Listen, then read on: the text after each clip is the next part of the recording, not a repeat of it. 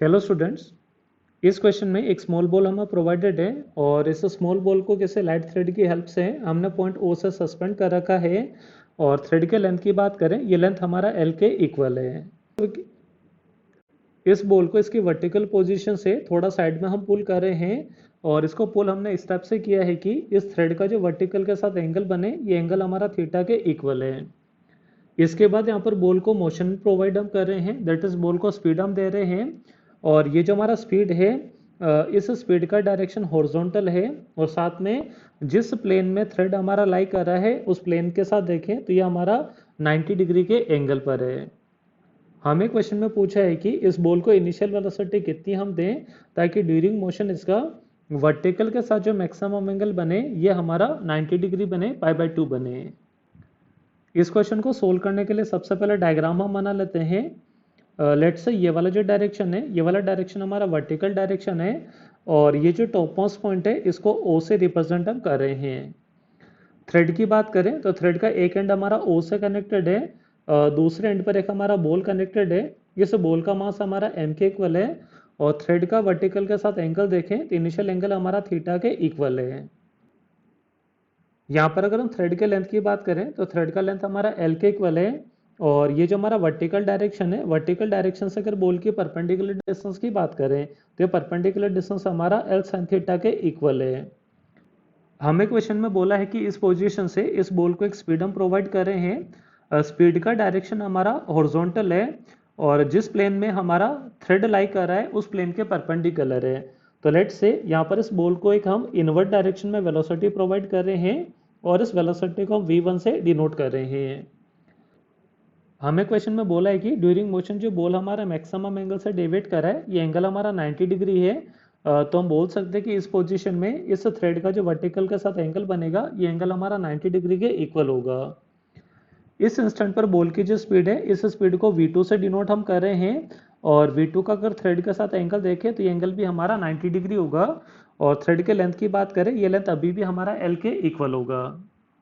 यहाँ पर अगर किसी भी इंस्टेंट पर अगर हम बॉल के एफबीटी की बात करें, एक तो हमारे यहाँ पर बॉल पर ग्रेविटी का फोर्स आएगा, इसका मैग्नीट्यूड हमारा mg होकर डायरेक्शन डाउनवर्ड्स आएगा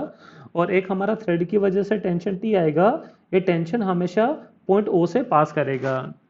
तो ये जो हमारा वर्टिकल एक्सेस है जो पॉइंट ओ से पास कर रहा है, इस एक्सेस के लिए बात करें तो mg हमारा एक्सेस के पैरेलल है, तो mg की वजह से टॉर्क 0 बनेगा और टेंशन टी हमारा इसी एक्सेस से पास कर रहा है तो टेंशन का टॉर्क भी हमारा 0 होगा। तो यहाँ पर हम बोल सकते हैं कि जो हमारा बॉल है, इस बॉल पर नेट एक्सटर्नल टॉर्क हमारा 0 है और अगर बॉल पर कोई एक्सटर्नल टॉर्क एक्ट नहीं कर रहा है तो इसका एंगुलर मोमेंटम कंजर्व रहेगा, दैट इज एल इनिशियल हमारा एल फाइनल के इक्वल होगा। इस एक्सेस के बाद अगर हम इनिशियल एंगुलर मोमेंटम की बात करें तो बॉल का मास हमारा m है, इसका इनिशियल स्पीड हमने v1 माना है और बॉल का अगर एक्सेस है परपेंडिकुलर डिस्टेंस देखें, ये हमारा एल साइन थीटा के इक्वल है। फाइनल एंगुलर मोमेंटम हम तब कैलकुलेट करें जब स्ट्रिंग हमारा हॉरिजॉन्टल होगा, दैट इज इसका वर्टिकल के साथ एंगल हमारा 90 डिग्री बनेगा। इस इंस्टेंट पर भी बॉल का मास हमारा m होगा, इसकी वेलोसिटी हमने v2 अज्यूम की है और इस केस में एक्सिस ऑफ रोटेशन से जो डिस्टेंस आएगा, ये डिस्टेंस हमारा l के इक्वल है। यहाँ से हम देख सकते हैं कि दोनों हमारे m के फैक्टर कैंसिल हो जाएंगे, साथ में l के फैक्टर भी कैंसिल हो जाएंगे और यहाँ से अगर v2 का वैल्यू हम कैलकुलेट करें तो v2 का वैल्यू हमारा बनेगा v1 sin theta. Let's say ये वाली इक्वेशन हमारी इक्वेशन 1 है। यहाँ पर हम बोल सकते हैं कि टेंशन हमारा वेलोसिटी के परपेंडिकुलर है तो टेंशन का वर्क डन 0 बनेगा और ग्रेविटी हमारा कंजर्वेटिव फोर्स है, तो यहाँ पर सिस्टम की जो मैकेनिकल एनर्जी है ये हमारी कंजर्व रहेगी। अगर हम इनिशियल काइनेटिक एनर्जी की बात करें, ये हमारा हाफ m v1 स्क्वायर आएगा और ओ पॉइंट को रेफरेंस लेके चलें तो इनिशियल पोटेंशियल एनर्जी हमारा माइनस का mgh बनेगा। h यहाँ पर हमारा बॉल का ओ पॉइंट से वर्टिकल डिस्टेंस होगा और ये इस केस में हमारा L cos थीटा के इक्वल है। RHS की बात करें तो फाइनल काइनेटिक एनर्जी हमारा हाफ m v2 स्क्वायर आ जाएगा और ये हमारा ओ पॉइंट के लेवल पर ही है, तो यहाँ पर पोटेंशियल एनर्जी हमारी 0 बनेगी। यहाँ पर अगर v1 v2 वाली टर्म्स को LHS में हम लेके चलें और यहाँ पर v2 की वैल्यू हम सब्स्टिट्यूट करें तो हाफ m v1 स्क्वायर हमारा एज इट इज आ जाएगा माइनस ये बनेगा half m v2 square. v2 की जगह v1 sin थीटा हम लिख सकते हैं, स्क्वायर करेंगे तो v1 square sine square theta बनेगा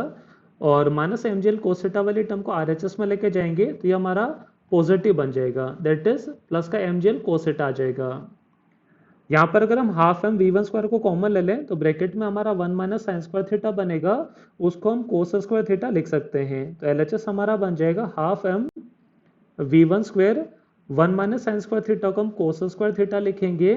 और आर एच एस को हम एज इट इज लिख रहे हैं, that is M G L cos theta.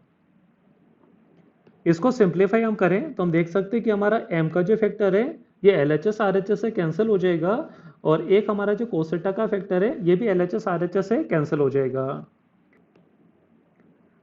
Remaining equation को सोल्व करें तो यहाँ से v1 का वैल्यू हमारा बन जाएगा v1 is equal to root over 2gl upon cos theta और हमें पता है कि यहाँ पर 1 अपॉन कोस थीटा हमारा सेक थीटा होता है, तो v1 की वैल्यू हम लिख सकते हैं v1 is equal to root over 2gl sec theta और हमें क्वेश्चन में यही वाली वेलोसिटी आंसर करनी है। Hope you understand the solution. Thank you.